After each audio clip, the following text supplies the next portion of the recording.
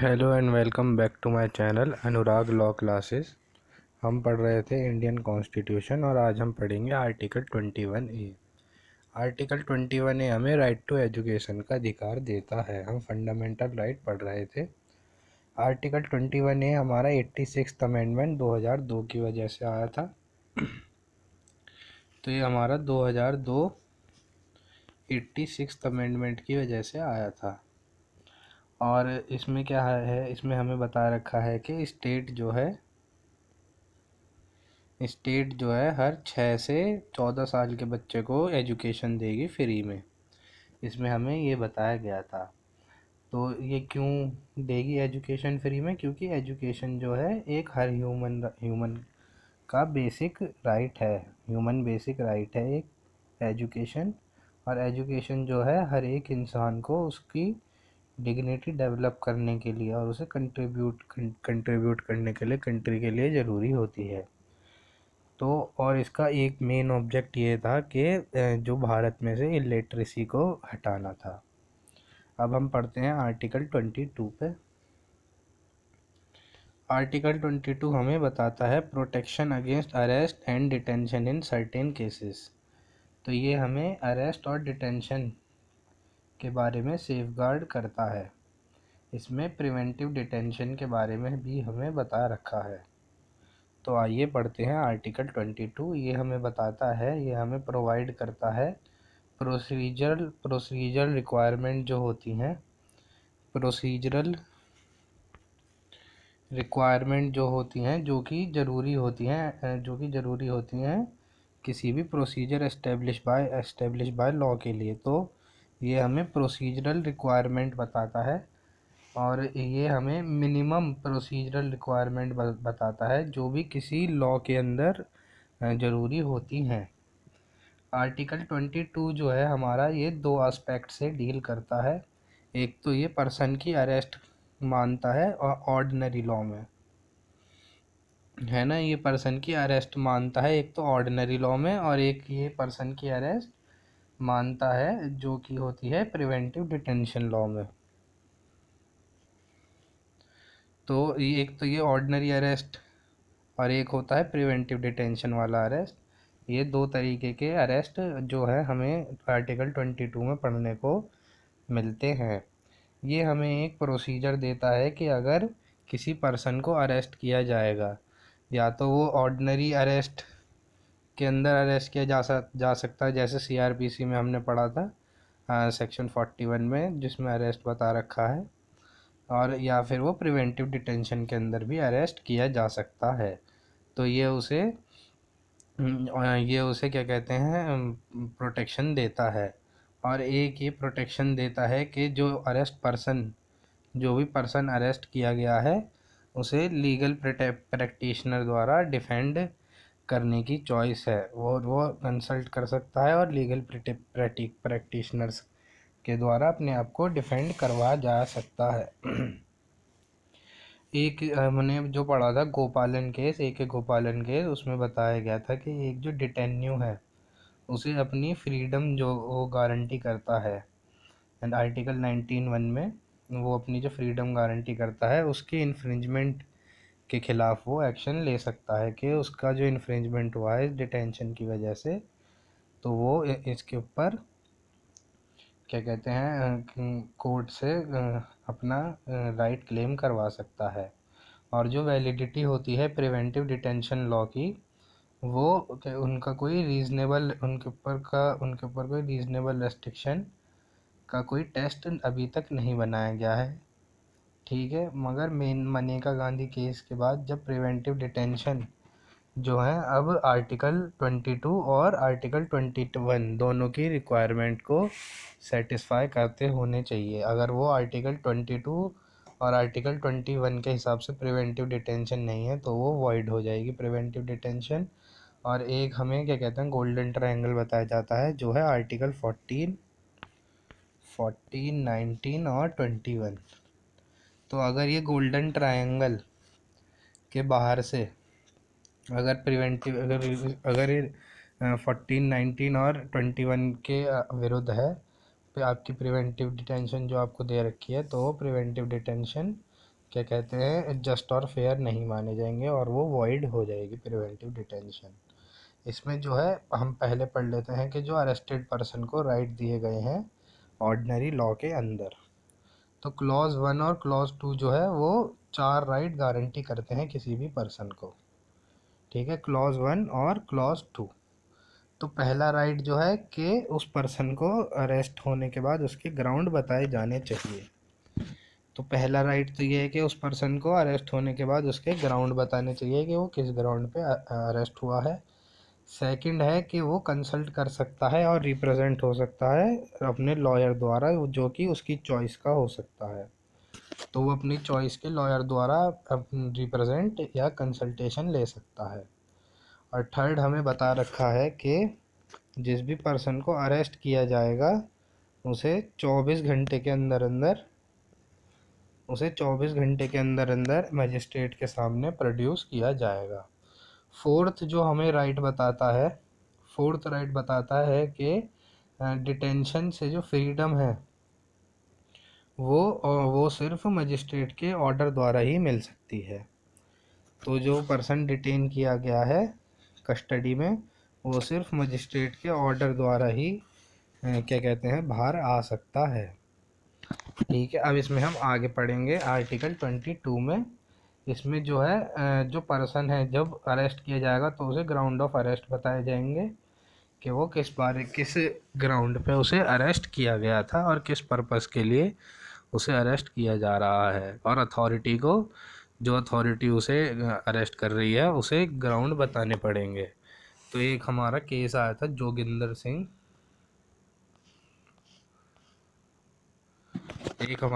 आया था जिसमें कि ग्राउंड ऑफ अरेस्ट के बारे में बताया गया था, जिसका नाम है जोगिंदर कुमार वर्सेस यूपी। ठीक है, तो इसमें हमें बताया गया था जोगिंदर कुमार में कि जो सुप्रीम कोर्ट ने गाइडलाइन दी थी इसमें अरेस्ट ऑफ पर्सन से रिलेटेड। तो इसमें कोर्ट ने ये हेल्ड करा था कि एक पर्सन को जब आप अरेस्ट कर रहे हैं तो आप उसे सिर्फ सस्पिशन पे ही अरेस्ट नहीं कर सकते, आपके पास कोई ठोस सबूत होना चाहिए अरेस्ट करते वक्त। और जो भी पुलिस ऑफिसर जो भी अगर अरेस्ट कर रहा है और उसे नेसेसरी लगता है तो वो क्या कहते हैं रीज़नेबल जस्टिफिकेशन दे के अरेस्ट कर सकता है। और जो भी अरेस्टेड पर्सन है उसे हेल्ड किया जाएगा कस्टडी में जब तक कि उसका एक फ्रेंड या रिलेटिव नहीं आ जाता है ना, या फिर उसको इन्फॉर्मेशन नहीं मिल जाती है। और जो पुलिस ऑफिसर है जो इन्फॉर्म करेगा अरेस्टेड पर्सन को और उसे वो क्या कहते हैं जब वो पुलिस स्टेशन ले आएगा, थाने में ले आएगा, तब उसके राइट उसे बताए जाएंगे कि आप बेल ले सकते हैं या नहीं ले सकते, आपके ऊपर कौन सा केस लगा है। और फिर उसके बाद एक एंट्री बनाई जाएगी पुलिस डायरी में, जो फिर जिस पर्सन को अरेस्ट किया गया है उस पर्सन को बताया जाएगा और उसके साइन करवाए जाएंगे। और मजिस्ट्रेट को क्या कहते हैं मजिस्ट्रेट की ये ड्यूटी होती है कि ये जो रिक्वायरमेंट है ये कंप्लीट करी गई हो अरेस्टेड पर्सन द्वारा और पुलिस के द्वारा, और इसका जो रिकॉर्ड होगा वो केस डायरी में होगा और उसमें अरेस्ट का रीज़न भी लिखा हुआ होगा। अब एक आ जाता है कि लॉयर ऑफ ऑन चॉइस के legal practitioner of on choice पढ़ते हैं। इसमें है हुस्नैरा खातून वर्सेस बिहार का केस।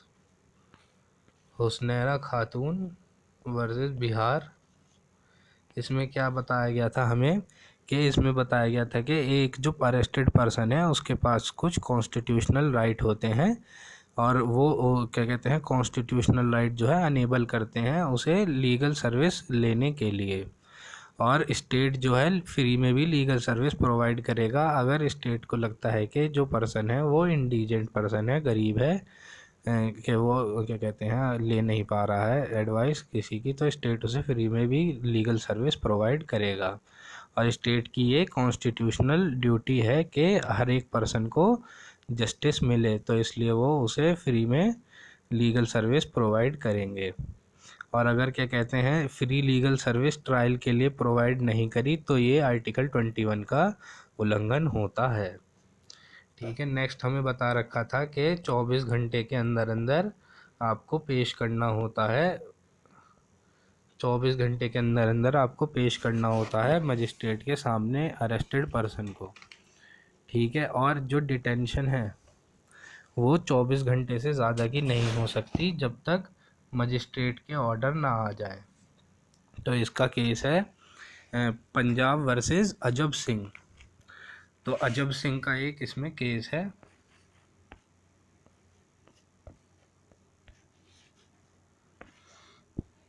तो अजब सिंह में बता रखा है कि जो भी एबडक्टेड पर्सन होता है, रिकवरी और रेस्टोरेशन के लिए जो भी एबडक्टेड पर्सन होता है तो उसे क्या कहते हैं, अरेस्ट करके और जो कैंप होता है फिर उसमें लाया जाता है। तो ये हेल्ड करा गया था कि जो एबडक्टेड पर्सन का अरेस्ट है ये कोई डिटेंशन वाला अरेस्ट नहीं है। तो इसमें क्या कहते हैं, उस पर्सन को 24 घंटे के अंदर अंदर पेश करने की ज़रूरत नहीं है। फिर एक आ जाता है दूसरा केस जिसमें बता रखा है कि सीबीआई वर्सेस अनुपमा जे कुलकर्णी। तो अनुपमा जे कुलकर्णी का केस पढ़ते हैं हम। इसमें डिटेल गाइडलाइन दे रखी है अरेस्ट जब किया जाता है और इन्वेस्टिगेशन नहीं हो पाती है 24 घंटे के अंदर अंदर। तो इसमें बता रखा है कि एक जो अरेस्टेड पर्सन है उसे सेक्शन 57 सीआरपीसी के तहत नियरेस्ट मजिस्ट्रेट में 24 घंटे के अंदर अंदर प्रोड्यूस किया जाएगा।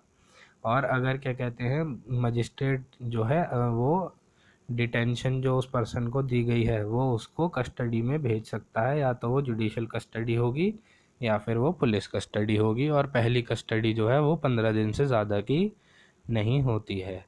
और जब पहले 15 दिन ख़त्म हो जाएंगे तो उसके बाद फिर वो रिमांड पे बुलाया जाएगा और उसके बाद सिर्फ जुडिशल कस्टडी ही मिलेगी। सेकंड टाइम पे सिर्फ जुडिशल कस्टडी ही मिलती है। और अगर क्या कहते हैं 15 दिन हो गए हैं, है ना, और अगर क्या कहते हैं 15 दिन हो गए हैं पुलिस कस्टडी के, तो उसके बाद आप क्या कहते हैं बिना मजिस्ट्रेट के ऑर्डर के आप उस पर्सन को डिटेन नहीं कर सकते हैं। और अगर इन्वेस्टिगेशन कंप्लीट नहीं हुई है 15 दिन के अंदर अंदर तो 90 दिन या 60 दिन जैसे भी एक्यूज्ड ने केस करा है कि अगर उनने ऐसा केस करा है कि 10 साल से ज़्यादा की सज़ा मिलेगी तो 90 दिन, और 10 साल से कम की सज़ा मिलेगी तो 60 दिन की फिर उसे फर्दर जुडिशल कस्टडी के लिए दे दिया जाएगा, जो हमें 167 क्लॉज 2 सीआरपीसी में दे रखा है। और क्या कहते हैं इसके कुछ एक्सेप्शन है आर्टिकल 22 एंड आर्टिकल 22 के, जो कि हमें क्लॉज 3 में बता रखे हैं। तो क्लॉज 3 के एक्सेप्शन पढ़ लेते हैं। इसमें 2 एक्सेप्शन हमें दे रखे हैं कि एक जो अरेस्टेड पर्सन है उसके पास ये 2 राइट नहीं होते हैं जब वो एक एनिमी एलियन होता है, जब वो क्या कहते हैं एक एनिमी एलियन होता है, और जो पर्सन अरेस्टेड और डिटेन है वो प्रिवेंटिव डिटेंशन लॉ के तहत क्या कहते हैं पर्सन अरेस्ट किया गया है या डिटेन किया गया है। ठीक है। अब हम पढ़ लेते हैं प्रिवेंटिव डिटेंशन लॉ, जो हमें क्लॉज 4 से क्लॉज 7 तक दे रखे हैं। तो प्रिवेंटिव डिटेंशन लॉ जो हमें क्लॉज 4 से क्लॉज 7 तक दे रखे हैं ये प्रोसीजर बताते हैं कि अगर एक पर्सन को प्रिवेंटिव डिटेंशन लॉ के अंदर अरेस्ट किया जाएगा तो उसके साथ क्या होगा। तो ये जो प्रिवेंटिव डिटेंशन लॉ होते हैं ये कोई प्यूनिटिव मेजर के नहीं होते, ये बस एक पर्सन को पनिश करने के लिए होते हैं कि उसे आप जैसे मान लीजिए हाउस अरेस्ट होता है वो प्रिवेंटिव डिटेंशन ही होता है कि उसने अभी कोई क्राइम नहीं किया है ना, उसने अभी कोई क्राइम नहीं किया है मगर आपने उसे तब भी डिटेन कर दिया। तो ऑब्जेक्ट जो है प्रिवेंटिव डिटेंशन का ये किसी इंसान को पनिश करने का नहीं होता है, बल्कि ये उस इंसान को रोकता है जो उसने मतलब क्राइम अभी नहीं किया है, उसे प्रिवेंट करता है ये। और इसके लिए कोई ऑफेंस प्रूव होने का या चार्ज बनने की ज़रूरत नहीं होती है प्रिवेंटिव डिटेंशन के लिए। प्रिवेंटिव डिटेंशन का जो सोल जस्टिफिकेशन है वो बस ये होता है कि आपको उस पर्सन के ऊपर शक है और ये आपको लगता है कि वो जो है सोसाइटी के लिए कुछ ऐसा काम कर देगा कि जिससे कि सोसाइटी को हार्म पहुंचेगा, तब आप उसे प्रिवेंटिव डिटेंशन दे सकते हैं। और जो हमारा प्रेजेंट लॉ है प्रिवेंटिव डिटेंशन का, उसमें ये आपको दे रखा है कि आप कोर्ट में जाके डिटेंशन की वैलिडिटी को भी चैलेंज कर सकते हैं। अब इसमें हम अपने केस पढ़ेंगे। जो पहला केस है ए.के. रॉय का केस। ए.के. रॉय का केस पढ़ते हैं। ए.के. रॉय के केस में इसे एनएसए केस भी कहते हैं, नेशनल सिक्योरिटी एजेंसी केस भी कहते हैं इसे। इसमें 4-1 की मेजॉरिटी से कॉन्स्टिट्यूशनल वैलिडिटी को पूछा गया था एनएसए एक्ट के ऊपर। तो कोर्ट ने ये हेल्ड करा कि एक्ट तो ना ही वेग है और ना ही आर्बिट्रेरी है। इसमें क्या होता था कि किसी भी पर्सन को डिटेन कर देते थे सर्टेन ग्राउंड पे, कि जब वो इंडिया की भारत की सिक्योरिटी के ऊपर या इंटेग्रिटी के ऊपर, या फिर भारत के अगर क्या कहते हैं किसी फॉरेन स्टेट से अच्छे रिलेशन है और उसके ऊपर अगर आप भड़काऊ बातें करते हैं तो आपको एनएसए के अंदर 6 महीने के लिए डिटेन कर दिया जाता है। तो इसमें कोर्ट ने कुछ डायरेक्शन इशू करी थी ताकि जो जिस पर्सन को डिटेन करा जा रहा है उस पर्सन के लिए, तो उस पर्सन में क्या होगा कि जैसी जैसी आपने जिस पर्सन ने भड़काऊ बातें कही हैं और आपने उसे डिटेन करवा दिया, तो उसके आपको एक घर वाले को बताना पड़ेगा कि इस पर्सन को प्रिवेंटिव डिटेंशन मिली है, और उस पर्सन को है उसके जहाँ पे वो रहता है वहीं पे डिटेन किया जाएगा, या फिर जहाँ पे उसकी इच्छा होगी वहाँ पे उसे डिटेन कर दिया जाएगा। और जो पर्सन है वो किताबें लेके जा सकता है, कॉपी किताब ले जा सकता है, खाने का सामान ले जा सकता है, और फ्रेंड और रिलेटिव से भी मिल सकता है। और उसे क्या कहते हैं कभी भी कन्विक्ट के साथ नहीं रखा जाएगा, और उसे क्या कहते हैं कभी भी कन्विक्ट जैसा ना ही ट्रीटमेंट मिलेगा और ना ही उसे कभी भी कन्विक्ट जैसी उसके साथ ट्रीटमेंट होगा, और उसे पूरा ह्यूमन डिग्निटी के साथ प्रिवेंटिव डिटेंशन किया जाएगा। तो इसमें हमें कुछ क्या कहते हैं सेफ गार्ड भी दे रखे हैं। तो प्रिवेंटिव डिटेंशन के खिलाफ तो इसको हमें क्या कहते हैं आर्टिकल 22 क्लॉज 4 में प्रिवेंटिव डिटेंशन के खिलाफ कुछ कॉन्स्टिट्यूशनल रेमेडी मिली हुई है। इसमें हमें पहला बता रखा है कि रिव्यू किया जाएगा एडवाइजरी बोर्ड द्वारा, और सारे जो डिटेंशन के ग्राउंड हैं वो कम्युनिकेट किए जाएंगे, और डिटेन्यू के पास राइट है रिप्रेजेंटेशन का। तो इसमें हमारा फिर केस आ जाता है। इसमें पहले एडवाइजरी बोर्ड वाला पढ़ लेते हैं हम। तो एडवाइजरी जो हमारा क्लॉज 4 है, ये हमारा 44 अमेंडमेंट द्वारा अमेंड किया गया था। 44th अमेंडमेंट द्वारा ये हमारा क्लॉज 4 अमेंड किया गया था, और अमेंड करके इसमें क्या कहते हैं पनिशमेंट को रिड्यूस कर दिया गया था, और जो कि क्या कहते हैं 3 महीने थी मगर वो 2 महीने कर दी गई थी। ठीक है, तो उन्होंने 2 महीने पहले तो इसमें क्या कहते हैं पनिशमेंट रिड्यूस कर दी, और इसमें क्या कहते हैं डिटेंशन जो करी जाती है पर्सन को वो अब 2 महीने तक की हो गई थी, और उस जब 2 महीने की आप उसे क्या कहते हैं डिटेंशन दे सकते हैं जब आप एडवाइजरी बोर्ड का ओपिनियन लेंगे। और अमेंडमेंट ने क्या कहते हैं एडवाइजरी बोर्ड के कंपोजिशन में भी चेंज किया था, और इसमें क्या कहते हैं एडवाइजरी बोर्ड में हाई कोर्ट के चीफ जस्टिस का भी अपॉइंटमेंट किया जाता है अब। और इसमें चेयरमैन होते हैं एडवाइजरी बोर्ड में और 2 मेंबर होते हैं। एक इसमें हाई कोर्ट का जज होता है जो कि अपॉइंट किया जाता है, और दो जो मेंबर होते हैं वो सिटिंग या फिर रिटायर्ड जज होते हैं किसी भी हाई कोर्ट के। और जो भी अमेंड किए किए गए जो भी अमेंड अबॉलिश किए गए थे इस प्रोविज़न के अंदर, वो प्रिवेंटिव डिटेंशन को लेके थे, जो कि जब क्या कहते हैं बिना बिना आप एडवाइजरी बोर्ड के ओपिनियन में उसे डिटेन कर देते थे, तो ये प्रोविज़न हटा के फिर एडवाइजरी बोर्ड की ओपिनियन लेना ज़रूरी कर दिया गया। और इसमें एडवाइजरी बोर्ड ही इसमें क्या कहते हैं एडवाइजरी बोर्ड ही इसमें एडवाइजरी बोर्ड क्या कहते हैं डिसाइड करती है कि जो डिटेंशन है वो जस्टिफाइड है या नहीं है। और जो डिटेंशन अगर उन्हें लगता है कि जस्टिफाइड नहीं है तो डिटेन पर्सन को तुरंत ही रिलीज़ कर दिया जाता है। और अगर डिटेंशन की रिपोर्ट मिलती है कि ये जो डिटेंशन है ये जस्टिफाइड पीरियड के लिए है, तो एडवाइजरी बोर्ड फिर क्या कहते हैं, पीरियड ऑफ डिटेंशन डिटरमाइन करती है। और एडवाइजरी बोर्ड जो है बाउंड होती है कि वो अपनी रिपोर्ट जो है 2 महीने से पहले पहले सबमिट करे, और अगर वो 2 महीने के अंदर रिपोर्ट को सबमिट नहीं करती है तो जो डिटेंशन होती है उसे इलीगल डिटेंशन करार दे दिया जाता है। अब इसमें केस आ जाता है अब्दुल लतीफ़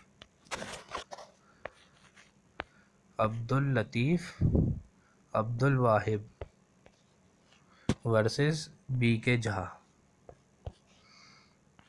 तो इस केस में क्या हुआ था, अब्दुल लतीफ़ और अब्दुल वाहिब वर्सेस बी के झा में, इसमें पिटिशनर क्या कहते हैं वेट कर रहा था अपने ट्रायल का, जो कि उनने मर्डर करा था 1986 में, और उसके खिलाफ क्या कहते हैं प्रिवेंटिव डिटेंशन का ऑर्डर बना दिया गया, और तब तक कोई एडवाइजरी बोर्ड नहीं था। और 7 अगस्त 1986 को एक ऑर्डर पास होता है डिटेंशन का, जो कि 23 जून तक का था, और वो रिवोक हो गया था। और जैसे ही वो रिवोक होता था तो उसके 2-3 दिन पहले ये फिर से उसके ऊपर फिर से प्रिवेंटिव डिटेंशन का नया वो बना देते थे, जब तक एडवाइजरी बोर्ड नहीं बन गया। और एडवाइजरी बोर्ड बना 1986 18 अगस्त 1986 में। और जो पर्सन क्या कहते हैं उसको अरेस्ट किया गया था 23 जून 1986 में, और तब से उसे डिटेंशन रख दिया गया था। और क्या कहते हैं तब से 3 महीने से ज़्यादा हो गए थे इस डिटेंशन को तब से, है ना। तो कोर्ट ने ये हेल्ड करा कि उसे अभी तक जो डिटेंशन में रखा गया है ये इलीगल है, और ये वायलेटिव है आर्टिकल 22 क्लॉज 4 का, जो कि कहता है कि एडवाइजरी बोर्ड को डिटेंशन की रिपोर्ट जो है 3 महीने के अंदर सबमिट करनी पड़ती है, और क्या कहते हैं ये रिक्वायरमेंट कभी भी हटाई नहीं जा सकती है। इसमें अब हमारा नेक्स्ट केस आ जाता है हिरेंद्र विष्णु ठाकुर वर्सेस महाराष्ट्र। हिरेंद्र विष्णु ठाकुर वर्सेस महाराष्ट्र, इसे टाडा केस भी कहा जाता है, टाडा। तो ये जो केस है इसे टाडा केस क्यों कहा जाता है, क्योंकि इसमें कहा गया था कि कोर्ट के पास कोई पावर नहीं है उन पर्सन को रिमांड में लेने की जो टाडा के अंदर चल रहे हैं, है ना। तो इसमें ये कहा गया कि कोर्ट के पास कोई पावर नहीं है। अगर क्या कहते हैं पुलिस 6 महीने के अंदर इन्वेस्टिगेशन नहीं कंप्लीट कर पाती है तो कोर्ट को उसे पर्सन को रिलीज़ करना पड़ेगा, चाहे उसने कोई भी ऑफेंस किया हो। तो सुप्रीम कोर्ट ने ये हेल्ड करा कि अगर 180 दिन के अंदर अंदर पुलिस नहीं कर पाती है इन्वेस्टिगेशन कंप्लीट, तो पुलिस को उस पर्सन को एक्यूज पर्सन को बेल पे रिलीज़ करना पड़ेगा। इसमें हमने ये पढ़ लिया था कि जो उस पर्सन को ग्राउंड होंगे वो बताए जाएंगे। एक हमारा केस है लल्लू भाई जोगी भाई पटेल, लल्लू भाई जोगी भाई पटेल। तो लल्लू भाई जोगी भाई Patel versus union of India में क्या हुआ था कि जो पर्सन था वो सिर्फ इंग्लिश, वो क्या कहते हैं इंग्लिश नहीं जानता था, है ना। और क्या कहते हैं इंग्लिश नहीं जानता था, और जो उसके प्रिवेंटिव डिटेंशन का ऑर्डर था वो इंग्लिश में निकाला गया, और मजिस्ट्रेट ने पुलिस ऑफिसर से कहा कि आपको जो ये ऑर्डर है ये उस पर्सन को उसकी भाषा में समझाने हैं, मगर पुलिस ऑफिसर ने ऐसा नहीं करा। तो सुप्रीम कोर्ट ने ये हेल्ड करा कि जो है सफिशिएंट तरीके से आर्टिकल 22 क्लॉज 5 का पालन नहीं हुआ है, और ये डिटेंशन जो है इनवैलिड है। एक इसमें केस और आ जाता है किशोरी मोहन का।